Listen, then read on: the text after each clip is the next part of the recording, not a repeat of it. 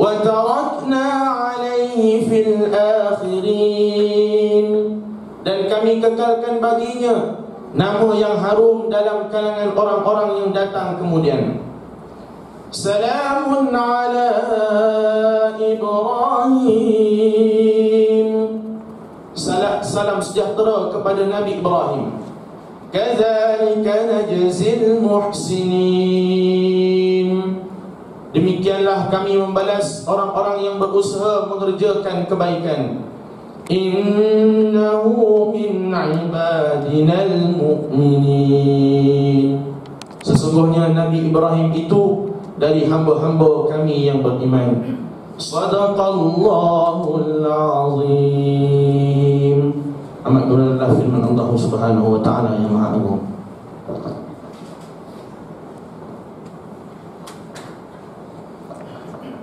Bismillahirrahmanirrahim. Kitab Mukhtasar Sahih Bukhari yang disusun Imam Zabidi rahimahullah, nafa'na bihim bi'ulumihim fid darain, amin Allahumma amin. Muka surat ke-67,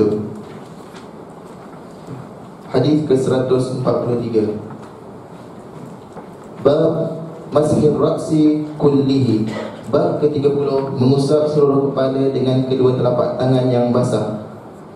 An Abdullah bin Zaid radhiyallahu anhu anna rajulan qala lahu atastati'u an turiyani kayfa kana Rasulullah sallallahu alaihi wa alihi wasallam yatawaddau faqala na'am fada'a bima'in fa'afrawa ala yadihi faghasala marratayn thumma madmada wastanshaqa thalathan thumma ghasala wajhahu thalathan thumma ghasala yadayhi marratayn ila al-mirfaqayn ثم مسح رأسه بيديه فأقبل بهما وأدبر بدأ بمقدم رأسه حتى ذهب بهما إلى قفاه ثم ردهما إلى المكان الذي بدأ منه ثم غسل رجليه.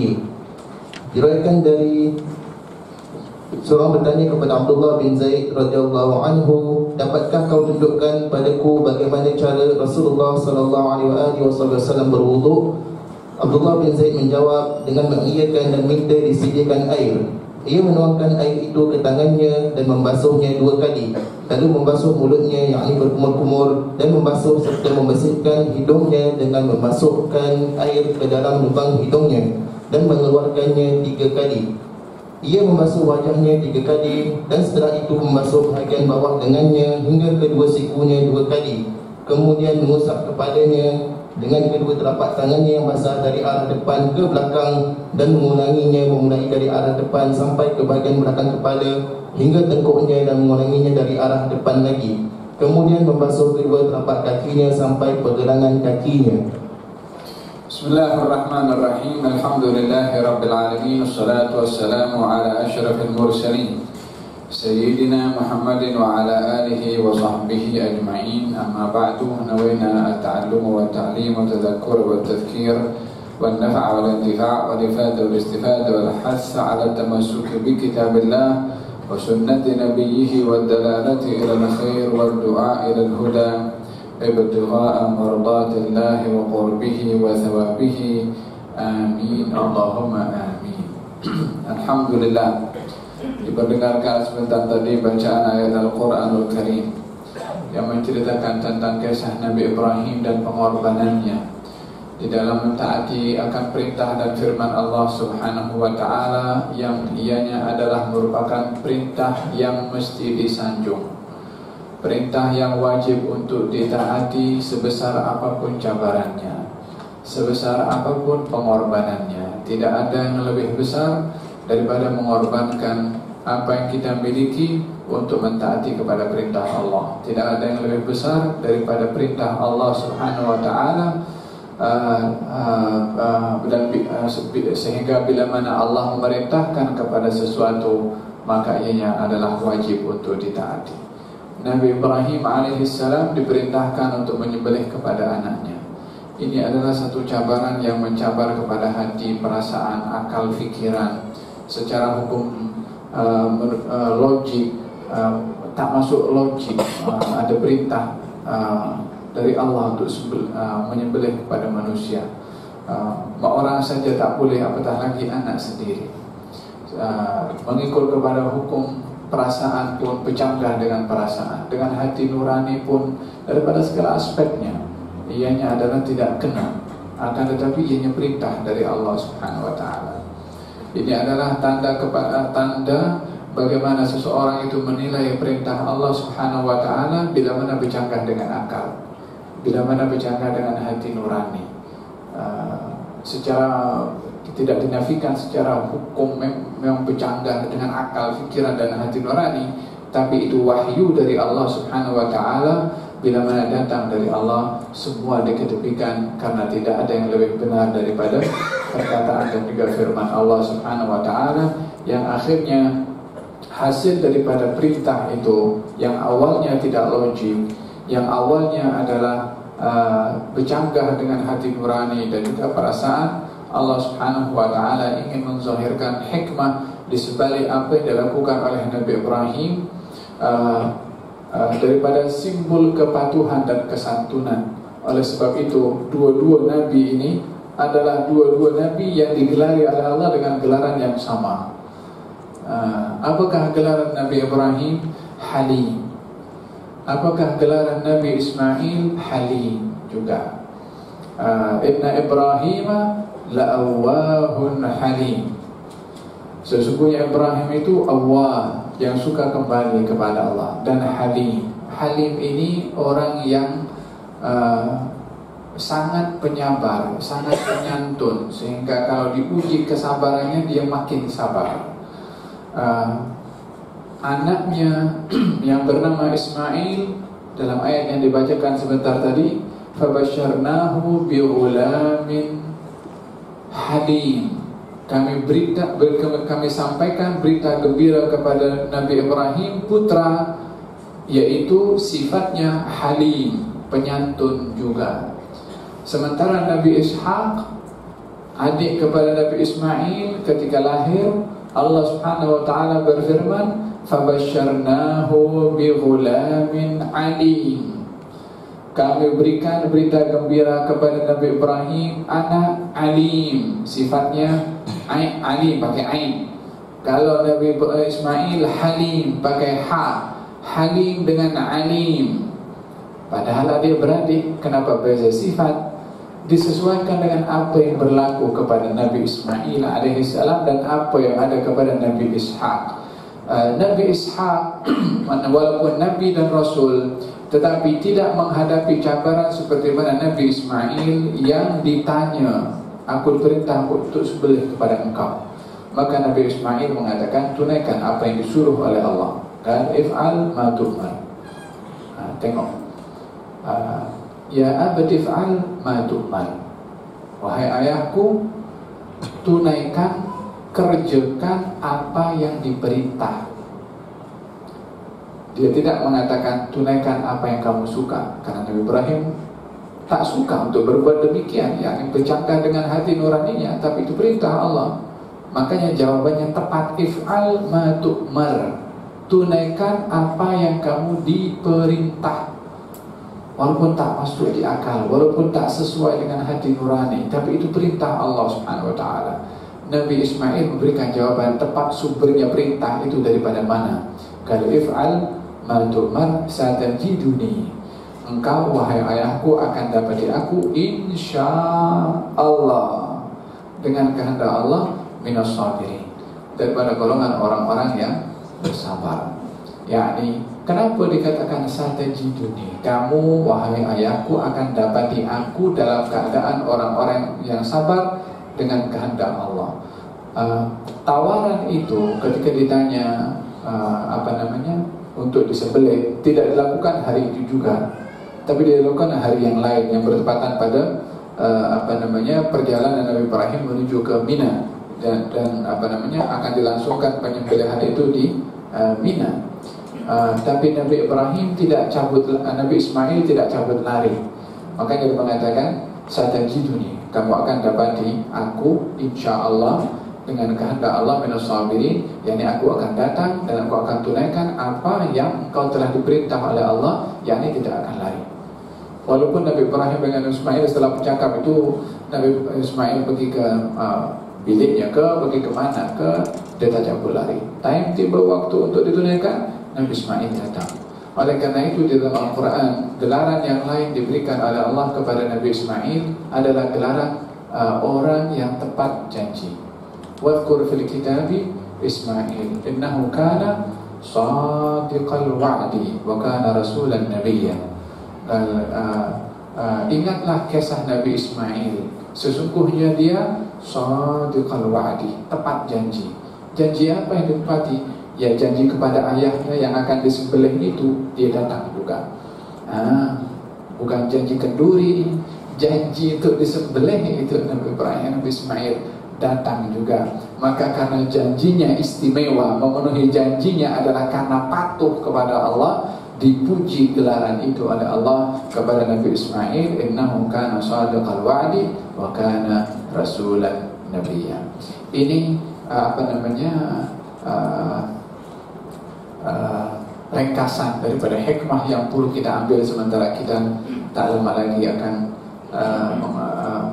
menunaikan amal ibadah korban. Hayati pengorbanan Nabi Ibrahim yang menyanjung syiar Allah Subhanahu wa ta'ala, untuk kita sanjung syiar Allah di rumah kita. Macam mana Nabi Ibrahim menyanjung syiar Allah di rumahnya, kepada anaknya, kepada istrinya. Anaknya taat kepada Allah, anaknya ridha untuk nyawanya dikorbankan demi mematuhi kepada Allah. Ibunya pun demikian juga, Siti Hajar.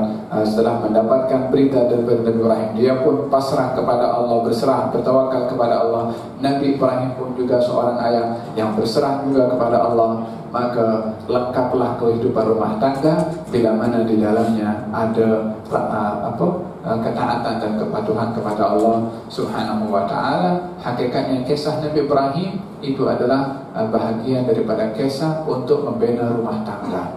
Karena apa yang berlaku, emak, bapak, anak, ayah, ibu sama anak.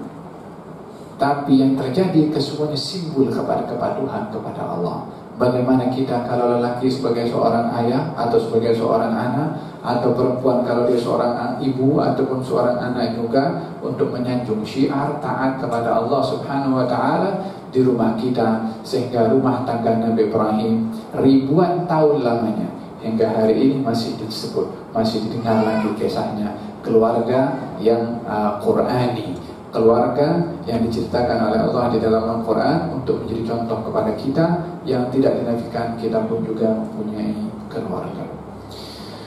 Hadis ke-143. Ya salam, kita sudah 143 hadis tahu. Dalam hadis Imam Nawawi mengatakan dalam kitab Al-Arba'in. Tahu kitab Imam Al-Arba'in Nawawi? Dalam mukaddimahnya itu tulis siapa orang yang dia menghafal 40 hadis. Makanya Imam Nawawi tulis 40 hadis. Ingin mengambil inspirasi daripada hadis Nabi. Orang yang dia hafal 40 hadis akan dibangkitkan dengan para ulama nanti di hari kiamat. Kita sudah berapa ini? 144 hadis. Perlu kepada kita penghayatan dan juga pemahaman dan juga adalah amal. An Abdullah ibn Zaid radhiyallahu anhu annahu qala, daripada Abdullah ibn Zaid, ini bab ini diletakkan oleh Imam Al-Bukhari, bab mashhur ra's kullu, bab mengusap kepala secara keseluruhan. Qala lahu rajulun, seseorang datang kepada Sayyidina Abdullah ibn Zaid dan mengatakan, adakah engkau, yakni wahai Abdullah bin Zaid sahabat Nabi, adakah engkau boleh mencontohkan kepada aku, menunjukkan kepada aku bagaimanakah wudhunya Rasulullah sallallahu alaihi wa ala alihi wasallam. So soalan ini adalah soalan praktikal, soalan yang mahu belajar tentang ilmu wudhu, tapi bukan melalui teori, melalui praktikal.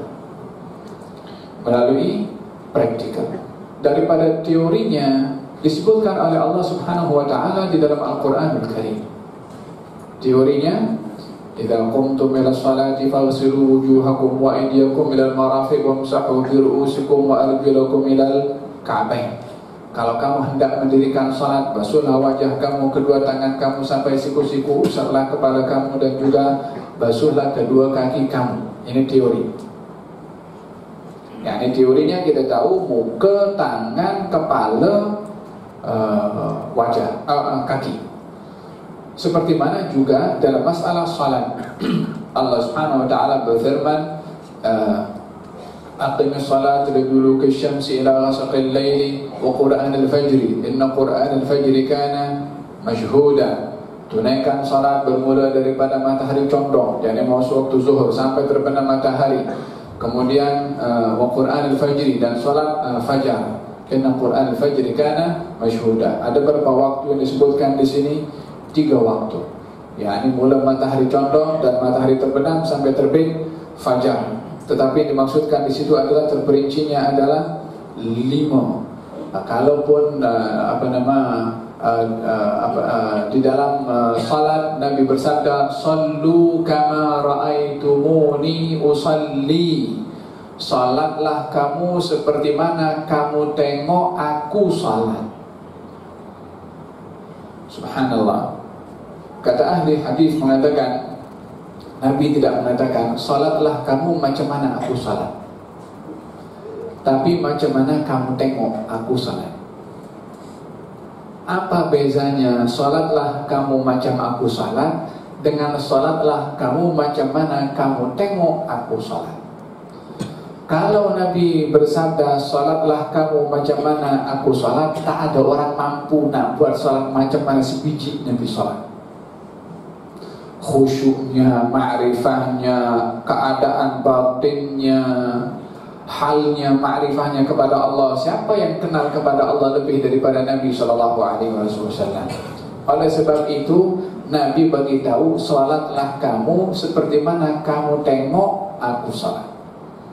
Yani yang kita nampak atau yang sahabat nampak daripada salatnya Nabi, itu yang dinampak oleh as-sahabat. Tapi hakikat salatnya Nabi SAW tak ada yang tahu kecuali Nabi.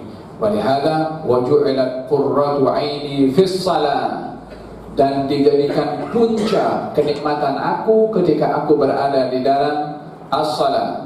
Bila mana tiba waktu salat hampir masuk, Nabi mengatakan, "Arihni biha ya Bilal." Selesakan, nyamankan aku wahai Bilal, yakni untuk dikumandangkan azan. Seronok bila mana tiba waktu salat dan bila mana melakukan salat. Di antara sifat Nabi, idza hazabahu amrun dhahaba ila shalah. Kalau Nabi berhadapan dengan masalah, tekanan, susah, sedih, hasil masalah, Nabi pergi salat.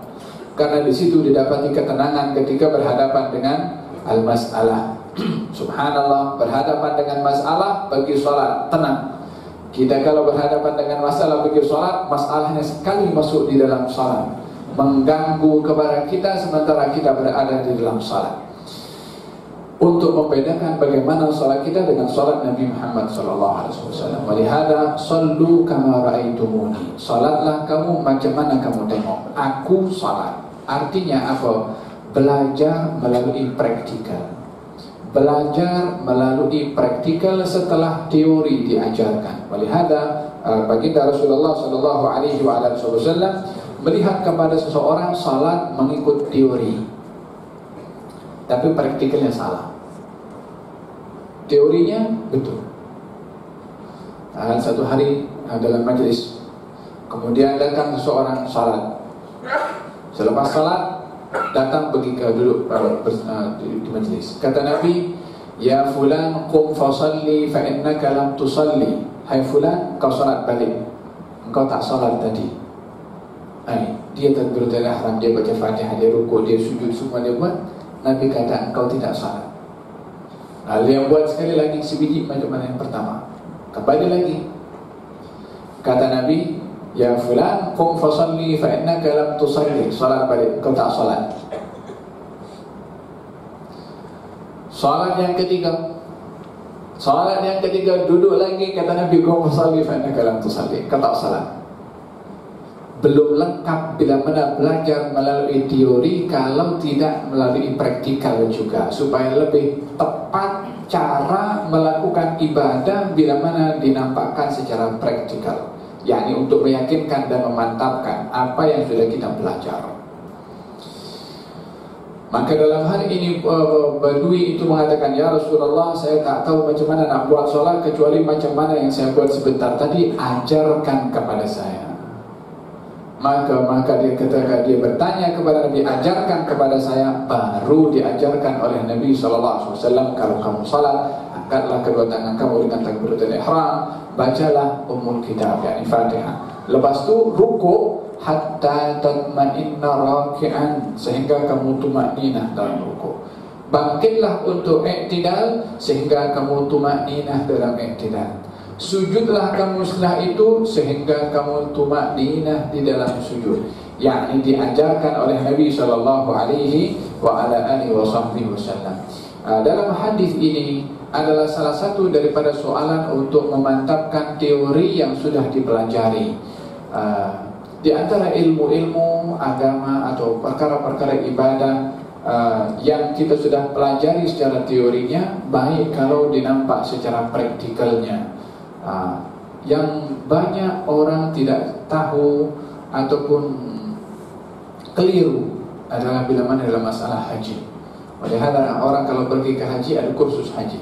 Terkadang dibuat Ka'bah buatan supaya tahu macam mana cara pakai ihramnya. Kalau dekat dengan Masjid Negeri Shah Alam, dia orang pakai ihram betul, bukan dia pakai baju luar kemudian pakai ihram, tak, pakai ihram betul. So diajarkan seakan-akan di tanah suci Mekah. Supaya apa? Supaya bila mana sampai sudah praktikal bagaimana cara melakukan amal ibadah haji yang sempurna. Dan dalam hal ini soalan yang ditanya oleh seorang kepada Sayyidina Abdullah bin Zaid. Tentunya Abdullah bin Zaid sahabat yang melihat kepada Nabi macam mana Nabi berwudu. Makanya dia bertanya, bolehkah kamu tunjukkan kepada aku bagaimana cara wudu Rasulullah sallallahu alaihi wasallam? Maka Abdullah bin Zaid mengiyakan, yakni menunjukkan secara praktikal. Di antara hal yang perlu dipelajari secara praktikal, memandikan mayat, memandikan jenazah, perlu ada praktikal. Teorinya mudah untuk kita belajar. Ada air sabun, kemudian kapur barus, nak letakkan mayat jenazah di pembaringan, nak dudukkan macam mana, apakah tengkuknya macam mana. So itu perlu hadir bersama dengan jamaah masjid yang biasa sudah ahli dalam memandikan jenazah. Tengok macam mana, bantu. Nanti lama-lama dia tahu macam mana cara memandikan, karena itu adalah merupakan fardu kifayah. Abdullah bin Zaid mengiyakan. Abdullah bin Zaid mengiyakan kepada perkara yang zahirnya adalah simpel, masalah wudu. Dan ini yang bertanya adalah golongan, kalau dia bukan tabi'i, dia adalah sahabat. Artinya hidup di kurun yang ramai ulama. Bukan yang bertanya tak tahu cara berwudu, tetapi ingin melihat bagaimana orang yang tengok Nabi berwudu, supaya cara wudunya sebiji macam mana perbuatan Nabi, bukan teori saja. Kalau teori mungkin agak membasuh tangan sampai siku-siku. Contohnya macam mana? Begini kan?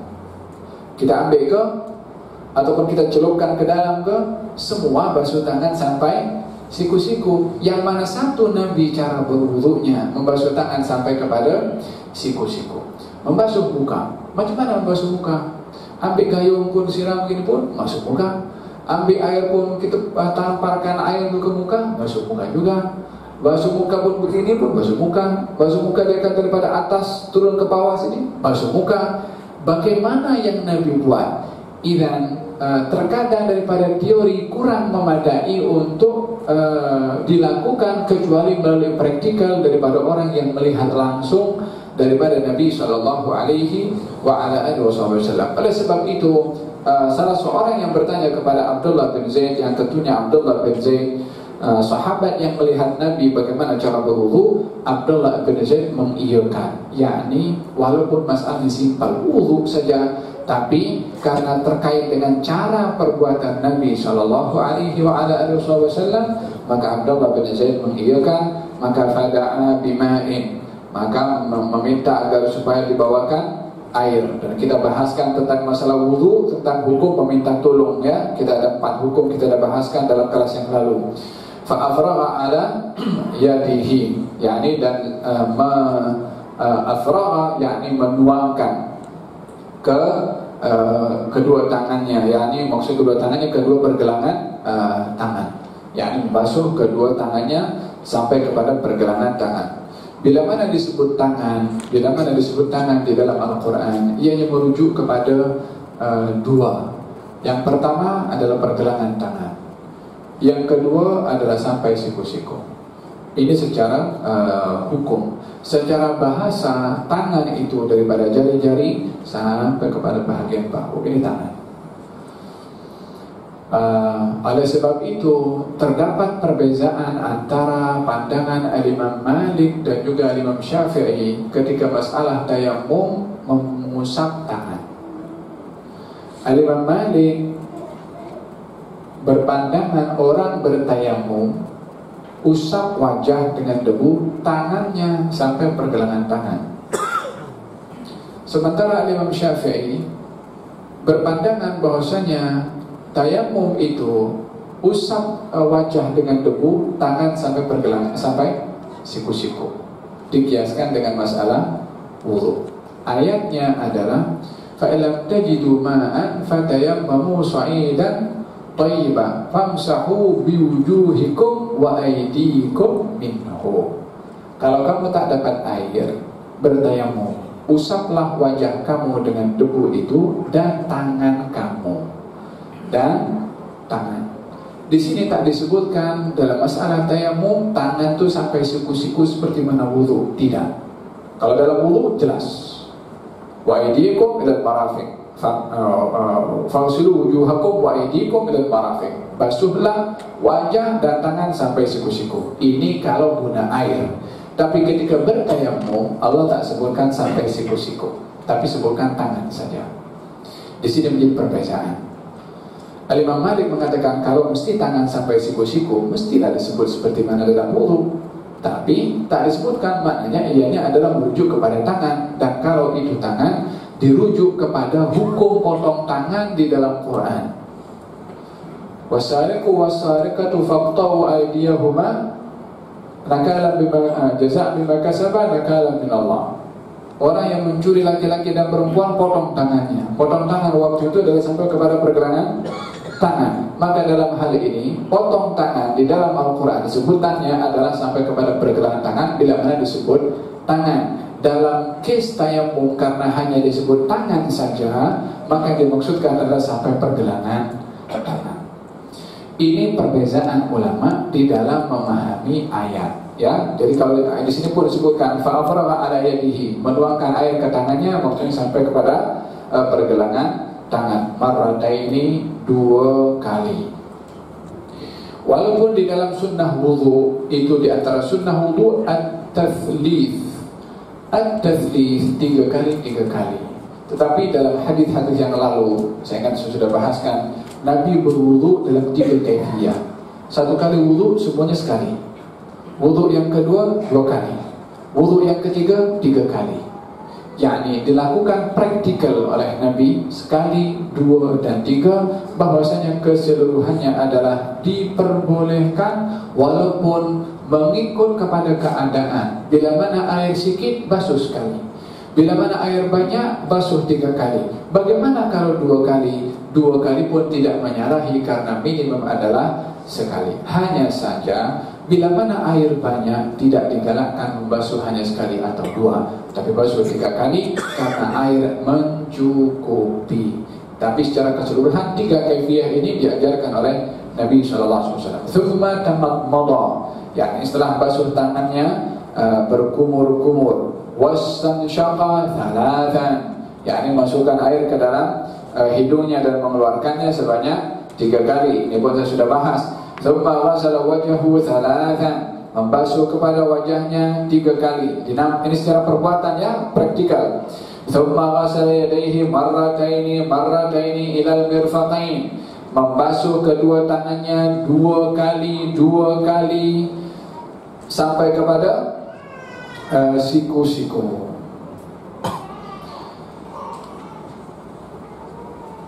Sebahagian mengatakan bahwasanya kenapa yang tadi tangan pertama kali basuh berapa kali? 2. Kemudian ketika basuh tangan sampai siku-siku berapa kali? 2 dengan 2 ada berapa? 4. Tambah lagi 2 dengan tadi berapa matematik? 6. Kalau kita basuh tangan 3 kali, basuh tangan 3 kali ada berapa? 6 juga. Seakan-akan 2 yang pertama itu melengkapkan kepada 2 yang berikutnya dibasuh sampai ke siku-siku. Totalnya berapa dibasuh tangan? 3 juga. Yang ini pun juga 3. Thumma masaha ra'sahu biyadaihi. Kemudian mengusap kepalanya dengan kedua tangannya. Mengusap kepalanya dengan kedua tangannya. Ini kaifiyah yang diajarkan oleh Nabi. Walaupun mengusap kepala itu wamsahu biru'usikum, dalam mazhab kita Imam Syafi'i adalah minimum 3 helai. Yani kalaupun dengan 1 jari saja macam ni sudah memadai. Akan tetapi kaifiyah yang ditunjuk oleh Nabi katanya pada yang ditunjukkan oleh Abdullah bin Zaid mengusap kepalanya dengan kedua tangannya. Kalau dikatakan kedua tangannya, macam mana saya katakan tadi, tangan ini adalah sampai kepada pergelangan tangan. Yang digunakan oleh Nabi untuk mengusap seluruh telapak tangan sampai jari-jari.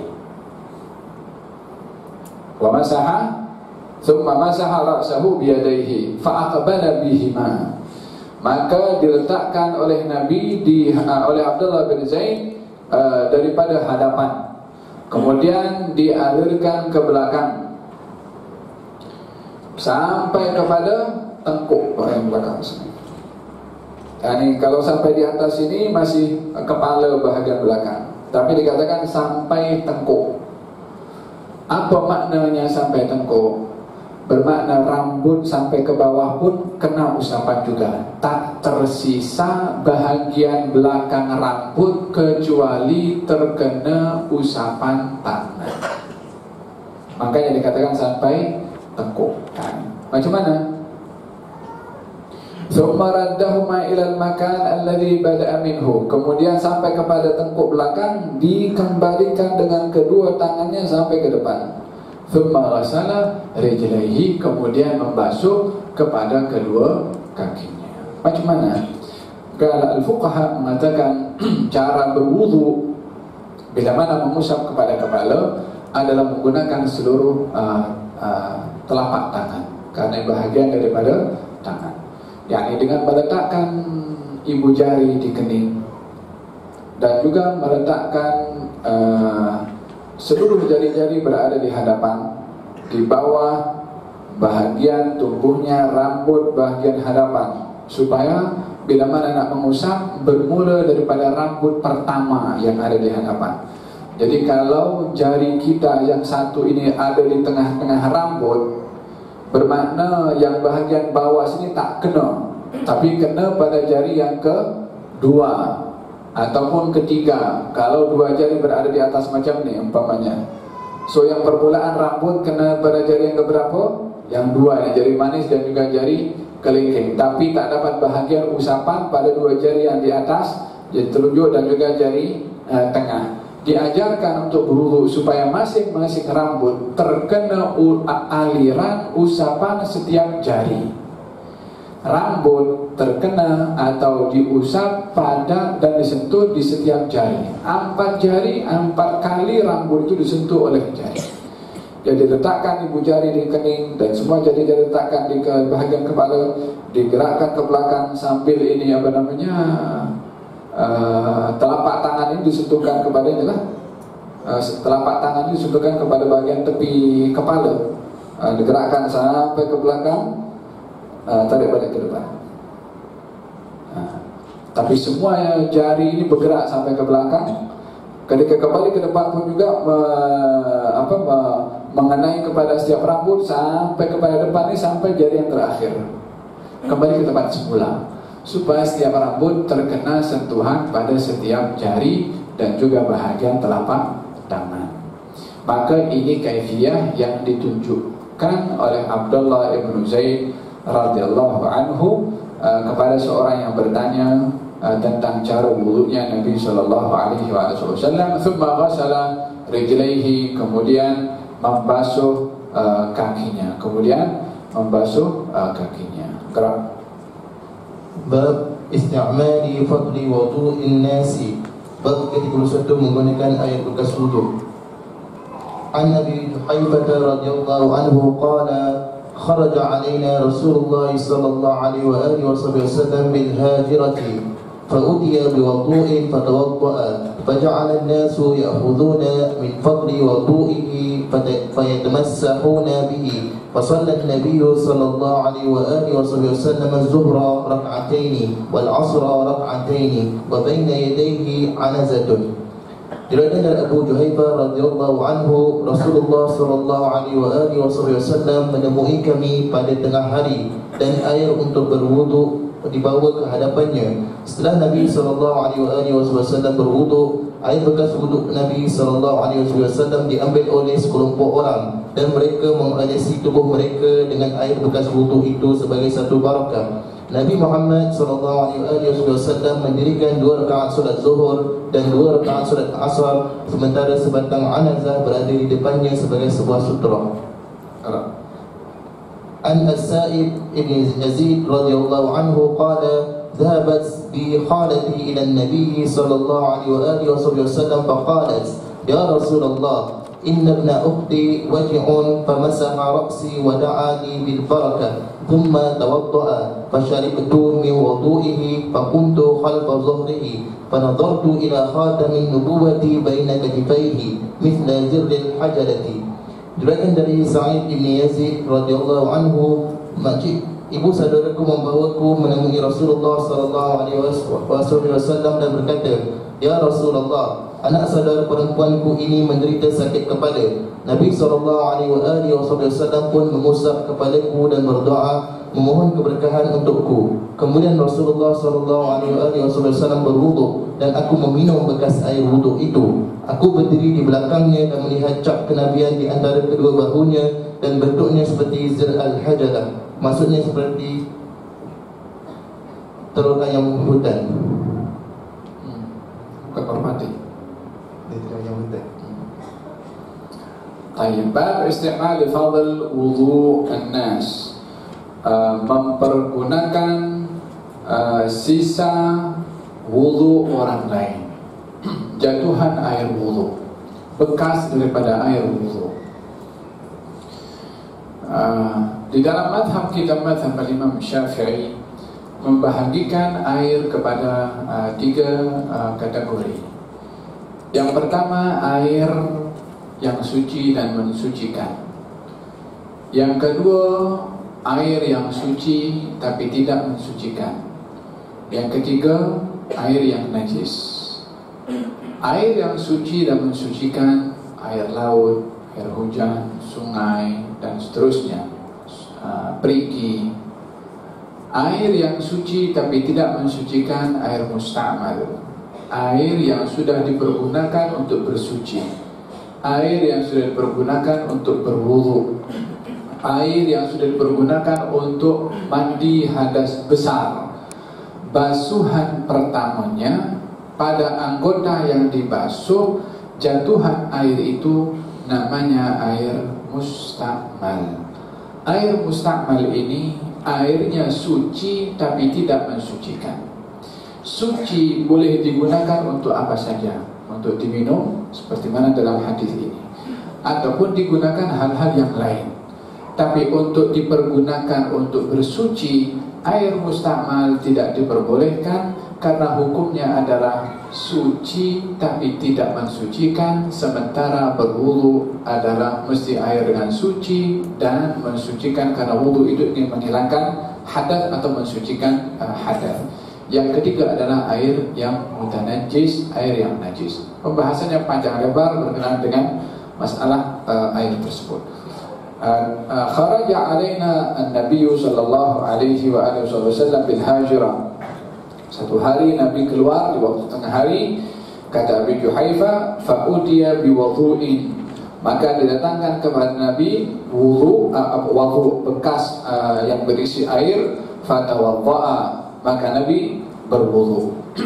Faja'ala an-nasu ya'khuduna min fadli wudu'ihi, maka manusia, yakni as-sahabah, mengambil bekas air wudu Nabi sallallahu alaihi wasallam, fayatamassahuna bihi, dan mereka mengusap badannya dengan bekas air wudu Nabi. Kemudian salat Nabi sallallahu alaihi wasallam, Nabi salat zuhur 2 rakaat, asar 2 rakaat, dengan meletakkan di hadapan Nabi anazah, tongkat untuk Nabi salat, dengan meletakkan satirah, yakni penghadap. Dan hadis ini mempunyai beberapa faedah atau hikmah. Yang pertama adalah Nabi menunjukkan cara berwudu kepada para as-sahabah dengan diletakkan air dan Nabi berwudu. Kemudian as-sahabah tentunya menyaksikan wudu atau cara wudunya Nabi, lalu mengambil daripada bekas wudu Nabi untuk diusapkan kepada tubuh badannya. Dan ini adalah dilakukan sebagai tanda mengambil barakah daripada bekas wudu Nabi Muhammad SAW. Seperti mana dalam hadis yang kedua dinyatakan kalau bekas wudu Nabi itu diambil dan juga diminum sebagai penawar kepada penyakit yang dialami oleh salah seorang sahabat Nabi yang meminum daripada bekas air wudu. Tujuannya adalah at-tashaffi, ingin mendapatkan syifa dari Allah Subhanahu wa taala melalui bekas air wudu Nabi Muhammad sallallahu alaihi wasallam. Dalam hal ini kita melihat memahami bahwasanya perbuatan as-sahabah ketika mengambil bekas wudu Nabi itu disaksikan oleh Nabi. Dalam riwayat yang lain dalam Sahih Al-Bukhari juga, fakadu yaqtatiluna bihi, hampir saja as-sahabah itu berebut satu dengan yang lain, yakni sampai yakni berebut semua, seakan-akan hampir nak bergaduh mereka dengan satu dengan yang lain untuk mengambil bekas daripada air wudu Nabi Muhammad sallallahu alaihi wasallam. Seorang bernama Urwah ibn Mas'ud al-Thaqafi, seorang Quraisy yang menjadi juru runding ketika kaum muslimin ingin berunding dengan kaum musyrikin dalam perjanjian damai Al-Hudaybiyah pada tahun ke-6 daripada hijrahnya Rasulullah. Nabi keluar daripada Madinah untuk berumrah, tapi tak boleh masuk sampai kepada Hudaybiyah. Yang sekarang kalau orang pergi miqat dekat Hudaybiyah, di situ baginda Rasulullah dihalang untuk memasuki kota Mekah. Setelah sekian hari perjalanan ke Mekah, hanya berapa kilometer sahaja, dihalang, tak boleh masuk. Waktu itu sedang hubungan tidak baik antara kaum muslimin dengan musyrikin karena beberapa peperangan terjadi, dan kaum muslimin waktu itu datang untuk umrah, jadi bukan untuk berperang. Dan sementara Ka'bah itu adalah Baitullah, rumah kepada tetamu Allah untuk datang, tak ada hak bagi kaum musyrikin untuk menghalang sesiapa sahaja untuk datang ke rumah Allah, bukan untuk berperang, bukan untuk cari salah, bukan untuk cari gaduh, bukan untuk apa-apa. Datang ke rumah Allah, tak nak jumpa dengan musyrikin, nak bagi rumah Allah Subhanahu wa taala, maka tak seorang pun berhak untuk menghalangnya. Akan tetapi yang berlaku sebaliknya, mereka kaum musyrikin menghalang. Bila mana masuk akan berlaku pertumpahan darah. Waktu itu Nabi menghantarkan Sayyidina Uthman bin Affan untuk berunding supaya mengizinkan, disebabkan oleh kerana Uthman bin Affan mempunyai hubungan baik dan banyak kerabat Uthman bin Affan yang memegang jawatan-jawatan tertentu atau menjadi rujukan kepada bangsa Quraisy. Maka Nabi hantarkan Uthman bin Affan radhiyallahu anhu. Setelah beberapa lama Uthman bin Affan lambat untuk kembali, maka didengar berita kalau Uthman bin Affan dibunuh, yakni diisukan seperti itu. Baginda Rasulullah mendengar Uthman bin Affan, beritanya sampai kepada Nabi dibunuh waktu itu, maka Nabi mengambil satu sikap dan tindakan, yaitu bai'ah. Yang bai'ah itu dinamakan bai'atu ar-ridwan, yang disebutkan oleh Allah Subhanahu wa taala di dalam Al-Qur'an Al-Karim, innal ladzina yubayyi'unaka innama yubayyi'una Allah yadullah fawqa aydihim. Itu di bawah pokok yang dinamakan pokok itu pada akhirnya pokok Ridwan. Karena apa diberi nama pokok Ridwan? Sebab perjanjian baiat yang diambil oleh Nabi, turun firman Allah Subhanahu wa taala memberkati baiat tersebut dan Allah menjanjikan ridha kepada mereka yang berbaiat, maka dinamakan pokok itu pokok Ridwan, Syajaratul Ridwan, disebabkan oleh karena kejadian tersebut. Setelah baiat selesai, Nabi sudah mahu mempersiapkan apa saja yang dimiliki, walaupun memakai ihram waktu itu, tidak membawa persenjataan yang lengkap, tapi untuk menuntut darah Utsman bin Affan, Nabi akan lakukan tuntutan kepada mereka apapun resiko dan juga akibatnya. Tapi setelah beberapa waktu tidak dengar berita kalau Sayyidina Utsman tidak dibunuh, dan Sayyidina Utsman kembali ke tempat baginda Rasulullah, yang pada akhirnya berlakulah satu perjanjian damai yang dinamakan perjanjian damai Al-Hudaybiyah, yaitu karena berlakunya di tempatnya namanya Al-Hudaybiyah. Dalam perjanjian itu wakil yang dihantar oleh Quraisy namanya Urwah bin Mas'ud Al-Thaqafi, dan juga salah seorang daripada mereka Suhail ibn Amr. Ketika itu baginda Rasulullah sallallahu alaihi wasallam duduk di kemahnya, dan Urwah bin Mas'ud Al-Thaqafi, Suhail bin Amr dan juga beberapa orang musyrikin Quraisy datang ke kemah Nabi dan menghulurkan tangannya ke janggut Nabi sambil memainkan macam ni, janggut Nabi tarik macam. Nabi duduk masa itu. Di sebelah Nabi ada seorang sahabat bernama Al-Mughirah bin Syu'bah. Kata Mughirah bin Syu'bah, ketepi kau punya tangan, kalau tidak aku potong kau punya tangan. Memainkan janggut Nabi SAW. Tapi Nabi tenang. Falhasil, Urwah bin Mas'ud Al-Thaqafi ketika melihat kepada bagaimana sikap kaum muslimin kepada Rasulullah bila mana Nabi ingin menyuruh sesuatu, mereka segera untuk melakukan. Kalau Nabi berbicara, mereka diam. Kalau Nabi meludah, diambil ludahnya diusapkan kepada tubuh badannya.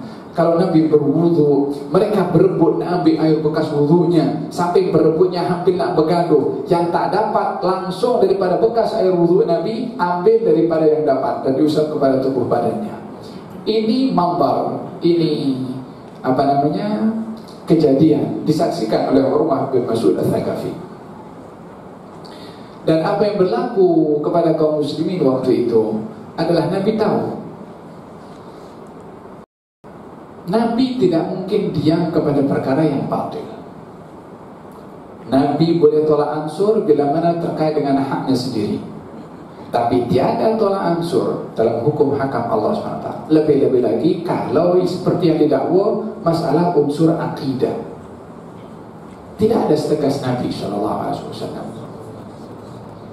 Kalau yang dikatakan mengambil barakah adalah bercanggah dengan akidah, atau itu pun bahagian daripada akidah, ataupun mungkin kalau berlaku di suatu zaman nanti orang salah guna masalah barakah, Nabi pasti akan tegur sahabat berbuat demikian. Tapi Nabi tak tegur.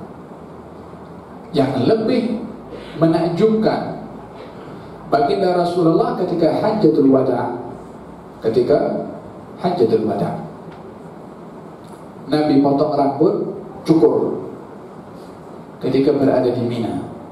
Kemudian Nabi ambil sebagian kanan, dibagikan kepada sahabat yang sebelah kanan. Di antara mereka ada seorang sahabat bernama Talha. Kata Nabi, ini ambil, bagi sebahagian kepada istri engkau, diamanahkan pulang. Suruh bagi apa? Rambut.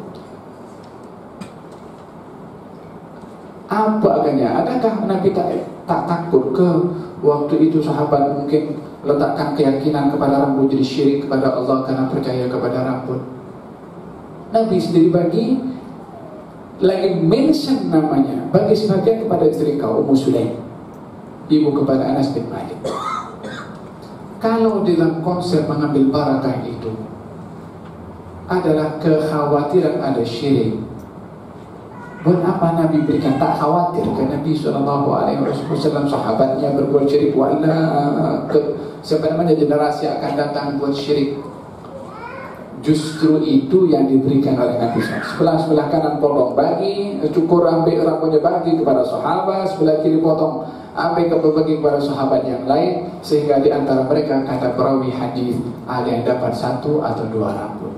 Terlalu banyaknya orang yang berebut ambil daripada rambut Nabi Muhammad SAW. Tidak timbul pun masalah kekhawatiran kepada syirik, karena tidak ada yang mendatangkan manfaat dan mudarat dalam apapun juga kecuali Allah. Obat yang kita makan pun tak mendatangkan manfaat, mungkin mendatangkan mudarat dengan izin Allah Subhanahu wa taala. Tiada apa berlaku kecuali dengan izin Allah Subhanahu wa taala. Bukankah di dalam Al-Qur'anul Karim Allah berfirman, awalam yarau ila at-tayri fawqahum safatin wa yaqbidna ma yamsukuhunna illa Ar-Rahman. Tidakkah kamu tengok kepada burung terbang di atas, bentangkan sayapnya dan himpunkan juga? Siapa yang mencegah burung itu untuk berada di atas? Bukan sayapnya yang dikebas macam ni. Ma yamsukuhunna illa Ar-Rahman. Allah yang jaga. Kan dia ada sayap. Kapal terbang macam mana? Sama juga. Mayum suku, bukan pilot. Pilot hanya tekan ini, dia naik seperti itu. Yang cipta supaya ada kekuatan kepada engine untuk lawan kekuatan gravitasi dulu supaya boleh naik. Siapa yang cipta semua itu kalau bukan Allah Subhanahu wa taala? Tak timbul pun apa-apa yang ditimbulkan di masa sekarang ini sehingga orang pun takut nak ambil berkah. Pasal apa? Ditimbulkan dan khawatir syirik pula. Nabi tak khawatir pun syirik. La akhafu an tusyriku ba'di abadan. Saya tidak takut kamu syirik.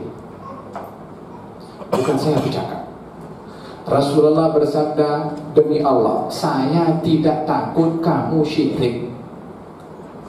Yang saya takutkan adalah kalau dibentangkan kepada kamu dunia. Itu yang Nabi takut. Dalam hadis Nabi sendiri bersabda, inna syaitan qad ya'isa an ya'budahul musallun. Syaitan putus asa untuk disembah oleh orang salat. Untuk manusia umat ini syirik menyembah selain Allah Subhanahu wa taala daripada orang-orang beriman adalah syaitan putus asa nak sampai kepada mereka yang sedemikian untuk disembah. Bukan bermakna syirik tak ada, bukan bermakna tak ada orang keluar daripada agama Islam. Ada, tapi akan dipukul rata purata banyak orang syirik. Wong Nabi bagi jaminan, saya tidak takut kamu syirik. Faham dong?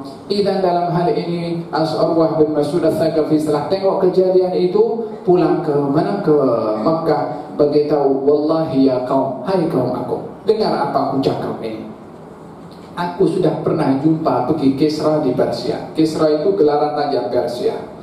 Dan aku sudah pun jumpa dengan Raja Romawi sana, Kaisar. Dan aku tidak pernah jumpa orang sanjung orang lain macam mana Muhammad sanjung, macam mana sahabat Muhammad sanjung kepada Muhammad. Aku tidak tengok beliau yang Rasulullah meludah, ludahnya tidak jatuh ke tempat siapapun juga. Maknanya macam ditangkap itu ludah untuk diusap kepada tubuh badannya. Ludah. Bagi orang yang berpikir ini bukan ludah siapa, bukan ludah sembarang orang. Kita kalau kena ludah kita sendiri yang kita cuci. Tapi orang yang sahabat itu mendapat ludah atau Nabi meludah, mengambil ludah Nabi, tidak dilihat ini sebagai ludah seperti mana keluar daripada mulutnya. Ini siapa orang yang meludah? Orang yang disucikan oleh Allah Subhanahu wa taala. Sehingga as-sahabah radhiyallahu anhum, seorang bernama Itban wala Thawban, Itban, saya ingat, kan datang satu hari kepada Rasulullah, ya Rasulullah, saya jemput tuan datang ke rumah untuk salat di sebuah tapak. Saya nak jadikan tapak tempat tapak salat yang tuan salat di situ, saya jadikan musalla. Nak buat surau dalam rumah. Tapi sebelum buat surau, nak Nabi datang solat di sebuah tempat, bekas Nabi solat itu dijadikan surau. Apa kata Nabi? Esok aku datang. Datang pula dengan Sayyidina Abu Bakar, dengan Sayyidina Umar. Solat duha berjamaah. Bukankah sholat duha itu sepatutnya orang sholat sorang-sorang kan? Ini Nabi sholat, Abu Bakar sholat belakang Nabi. Pasal apa? Nabi sholat ikut ambil peluang sholat dengan Nabi SAW. Diambil pemahaman oleh al-fuqaha, sholat yang sunnah walaupun afdalnya dilakukan secara bersendirian boleh bila mana dilakukan secara berjamaah. Maka tempat itu, tempat yang Nabi sholat dijadikan surau. Tak boleh ke dia pasang sejadah saja kain ke sholat pakai situ. Buat apa nak minta Nabi SAW datang? Nak ambil berkat. Faham tu? Kalau sebenarnya Allahumma salli ala sayyidina Muhammad. Suwaibah, la mau Suwaibah.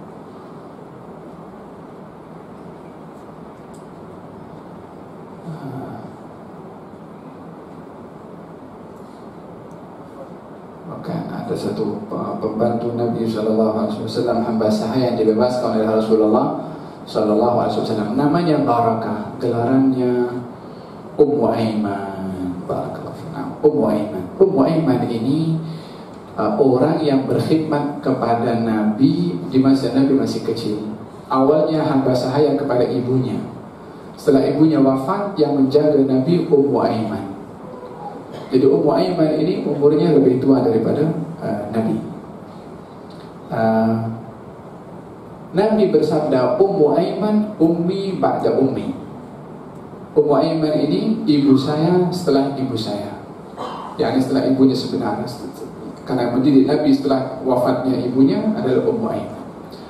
Ummu Aiman ini yang statusnya waktu itu pernah membela Nabi, dikahwin oleh anak angkatnya Nabi yang bernama Zaid ibn Harithah.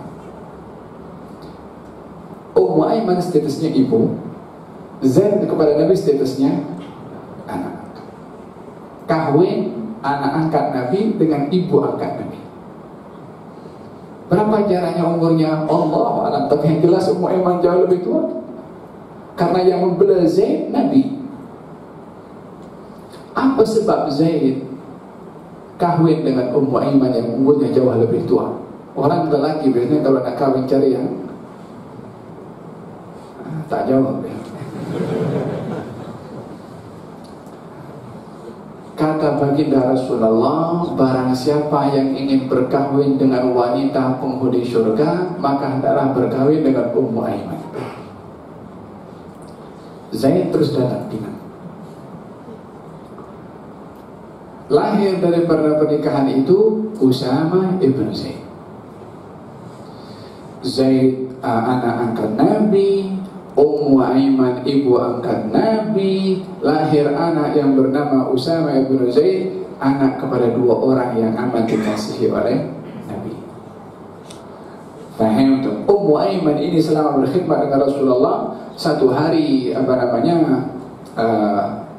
baginda Rasulullah SAW, maaf cakap, buang air kecil diletakkan di sebuah bekas untuk dibuang di tempat yang biasa, yakni bukan turun di sembarang tempat.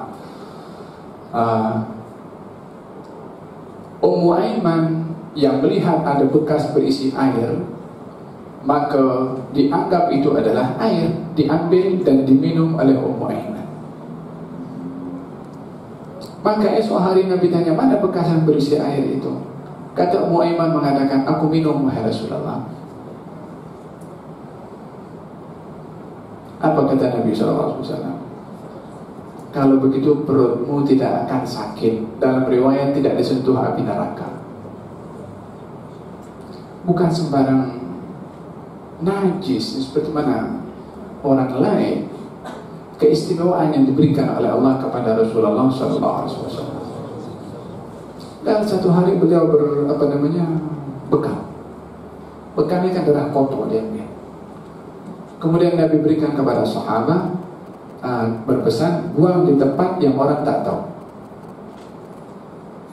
Maka dia buang di mana? Nak dibuang macam tak ada hati nak buang itu. Subhanallah. Masing-masing tengok kepada penghormatannya dan tak ta'zimnya kepada Rasulullah SAW. Bagaimana kita menempatkan Nabi di situ, kita dapat melihat bagaimana kedudukan Nabi itu di sisi kita. As-sahabah orang yang paling top di dalam menyanjung kepada Nabi SAW. Kata sahabat itu mengatakan mengambil inisiatif untuk diminum. Nampaknya kalau berbicara segi hukum darah, memang secara dalam hukum darah najis, sahabat itu tak tahu ke hukum itu. Melihat kepada Rasulullah Sallallahu Alaihi Wasallam, pandangan yang berbeza, diminum darahnya. Kemudian kembali jumpa dengan Rasulullah, ditanya, sudah dibuang? Sudah. Di mana? Di tempat yang orang tak tahu. Karena pesanan Nabi macam itu. La'annaka syaribta, kau minum kah? Baru dia mengatakan ya. Maka Nabi SAW, kalau begitu kamu tidak akan sakit, ya, tidak akan ada apa musibah menimpa kepada orang tersebut. Wahakadha, bagaimana baginda Rasulullah Sallallahu Alaihi Wasallam disikapi oleh sahabat-sahabat baginda Rasulullah. Dalam hadis ini dinyatakan kalau as-sahabah mengambil bekas wudhunya Nabi SAW diusap kepada badannya, lalu kemudian sholat 2 rakaat, zuhur 2 rakaat dan asar 2 rakaat. Kalau dilakukan 2 rakaat zuhur dan asar, kemungkinan besarnya adalah ini adalah sedang berada dalam keadaan safar. Dan kemudian Nabi dalam sholatnya meletakkan al-anazah. Anazah ini tongkat sadir. Dalam mazhab Imam Syafi'i disunnahkan adanya satir antara imam dengan apa saja yang ada di hadapan imam. Dalam mazhab Imam Syafi'i, dalam Sunan Abi Dawud meletakkan bab namanya bab sutra. Bab meletakkan satir penghadang antara imam dengan apa saja yang ada di hadapan imam. Yani imam bila mana nak salat dalam jarak 3 zira' antara imam yang untuk sujud, itu letakkan sesuatu di hadapan yang tingginya lebih kurang 1 zira'. Baik itu kursi ke, tongkat speaker ke, rehal untuk mushaf ke, besi ke, apa saja. Sunnah untuk diletakkan di hadapan itu bahagian daripada adab di dalam as-salat. Kalau jarak antara berdirinya imam dengan dinding mihrab itu jauh, letakkan satir di situ. Kecuali kalau depan imam terus dinding mihrab, okeylah, depannya sudah memang satir. Tapi kalau tidak, letakkan sesuatu penghadang di situ yang setinggi zira' apa saja. Orang akan lalu lalang di hadapannya, tidak mengganggu akan kehormatan as-salat. Baginda Rasulullah salat meletakkan satir itu, laki-laki, perempuan, kambing lalu di hadapan, tapi selepas satir itu tidak mengganggu kepada salat mereka yang berjamaah. Dan bagi makmum tak perlu meletakkan satir, karena satirnya makmum adalah satirnya al-imam. Hadis yang terakhir adalah hadis yang kedua daripada Sa'ib ibn Yazid radhiyallahu anhu qala, mak saudara saya pergi menuju kepada Rasulullah sallallahu alaihi wasallam dan memberitahukan, ya Rasulullah, sesungguhnya anak saudara saya ini sakit. Maka Nabi mengusap kepalanya dan mendoakan dengan keberkatan. Di antara adab mendoakan kepada orang sakit adalah memegang kepala. Tapi tak tahu uruf di sini, mungkin orang pegang kepala agak tidak sopan. Lebih lagi kalau orang tua yang pegang orang muda, macam tidak sopan.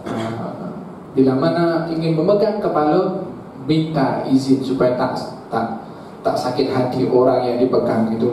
Sudahlah sakit, kita pegang kepala dia makin sakit hati pula. Bagi tahu, mohon maaf, yang nak ambil bercara Nabi SAW mendoakan ada yang pegang di bahagian kepala, lalu didoakan oleh baginda Rasulullah SAW. Di antara doa Nabi mendoakan kepada orang sakit tahur, insyaAllah, itu bahagian daripada doa Nabi. Allahumma rabban nas adhib anhu al-ba'as, ishfi anta syafi wa'afi anta mu'afi, la shifaa illa shifaa'u, shifaan la yughadiru saqaman wala alaman. Itu diantara doa yang warid daripada Nabi SAW. Tak hafal, doakan apa saja. Allah bagi kesembuhan kepadanya, ya Allah berikan kesehatan kepadanya, apa saja doa. Jangan banyak sembang, jangan sembang saja tak ada doa. Kadang-kadang orang pergi ziarah orang sakit, memang kadang-kadang datangnya jumpanya 5 menit. Kalau 50 orang datang 50 menit, itu yang sakit cakap 50 menit.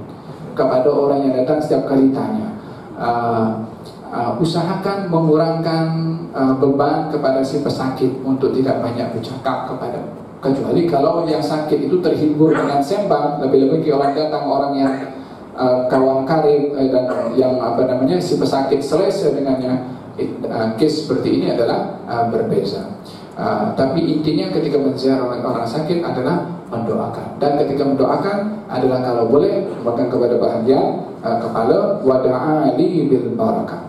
Dalam hadis ini juga diambil kesimpulan, as-sahabah ketika anaknya sakit dibawa kepada Rasulullah. Ketika mendapatkan cahaya mata baru dibawa kepada Rasulullah. Bila mana macam kes tadi, rumah baru dan ingin pasang surau untuk salat, panggil Rasulullah SAW. Mereka kalau punya kebun dan kebun itu baru berbuah, baru muncul buahnya dan ada buahnya yang boleh dimakan walaupun belum masak semua, diambil satu dibawa kepada Rasulullah. Wahakala, setiap apa saja yang mereka itu dapat nikmat dari Allah Subhanahu wa taala ataupun menghadapi masalah akan datang kepada Rasulullah sallallahu alaihi wa ala alihi wasallam. Orang susah datang kepada Rasulullah meminta, ya tak ada duit, tak ada apa. Nabi bagi berikan duit untuk beli kapak untuk potong kayu. Kata Nabi mengatakan, kamu jangan jumpa dengan aku 15 hari. Ini anak muda datang minta-minta. Nabi berikan duit untuk beli kapak. Nabi beritahu 15 hari jangan jumpa saya, suruh pergi kerja. Setelah 15 hari datang jumpa dengan Nabi, bawa duit lebih daripada sebelumnya. Setiap masalah yang dihadapi oleh para sahabat datang kepada Nabi sallallahu alaihi wa ala alihi wasallam. Ini pun juga mereka datang untuk mengambil keberkatan daripada doa Rasulullah sallallahu alaihi wasallam. Kenapa tak pergi doktor, tak pergi tabib peminum? Bukankah orang sakit pergi tabib, pergi doktor? Nah, kalau pergi kepada selain daripada doktor, salah atau tak salah kalau minta doa? Bila mana orang yang dimintakan doa adalah orang yang dekat dengan Allah, orang yang baik, orang yang ahli ibadah, apa salahnya meminta doa, berubat melalui doa? Seperti mana juga sahabat ini pun berubat melalui doa juga, berobat melalui doa, berobat melalui ubat pun penyembuhnya satu juga, yaitu Allah Subhanahu wa taala. Doa wasilah untuk dapat sembuh, ubat pun wasilah juga untuk mendapatkan kesembuhan daripada Allah Subhanahu wa taala. Faham dong? Jangan pula pergi kepada minta doa, nanti dia sanjung-sanjung orang soleh lebih daripada Nabi SAW. Pun create juga persepsi, kasih pusing kepada orang ramai.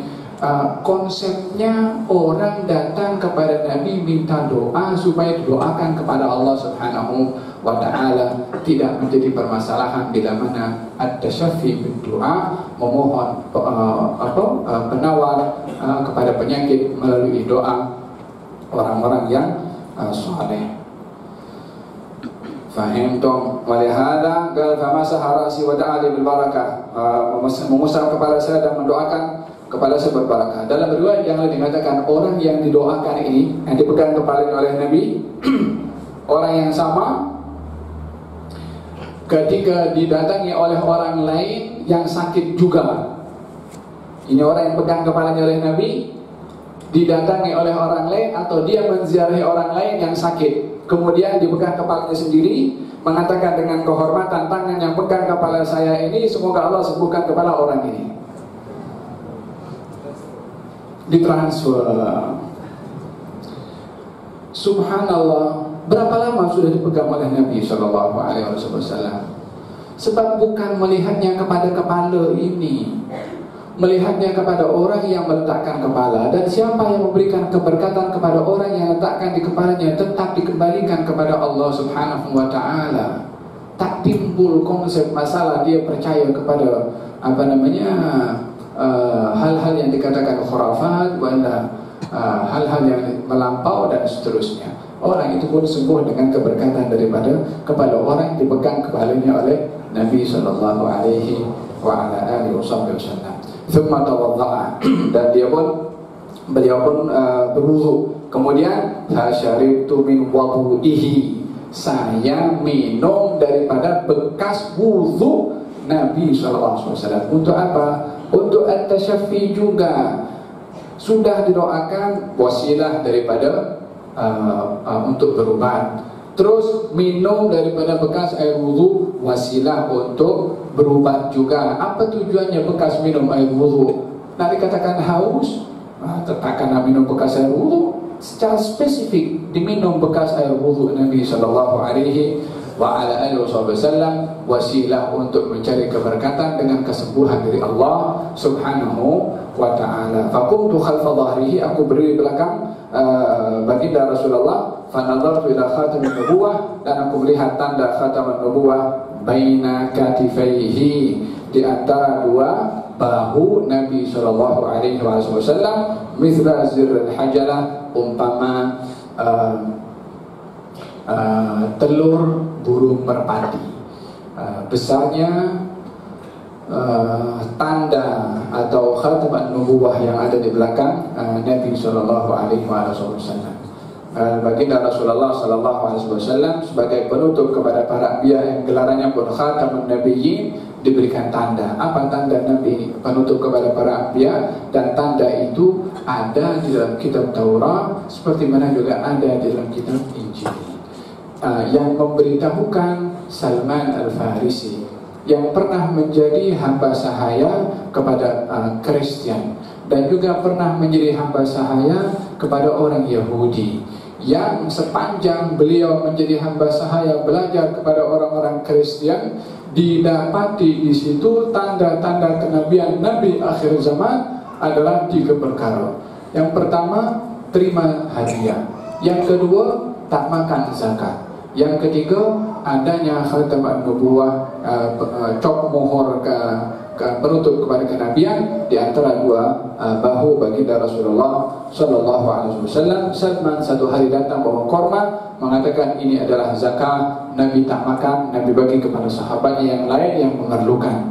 Datang kali yang kedua, mengatakan ini adalah hadiah. Nabi ambil sedikit, kemudian dibagikan kepada sahabat. 2 tanda dibuktikan oleh Salman Al-Farisi, yang pada akhirnya Salman nak tengok kepada khataman nubuwah yang ditutup, yang Nabi ketika menutup badannya dengan selendang sehingga Salman tidak nampak, sehingga berusaha daripada belakang untuk melihat kepada khataman nubuwah, yang pada akhirnya Salman nampak akan tanda cop mohor penutup kenabian. Barulah Salman mengucap 2 kalimat syahadat dan masuk kepada agama Islam. Daripada mana Salman tahu adanya khataman nubuwah? Daripada hasil dia belajar kepada patri-patri Kristen tentang adanya tanda kenabian Nabi akhir zaman. Wallahu ta'ala a'lam bissawab.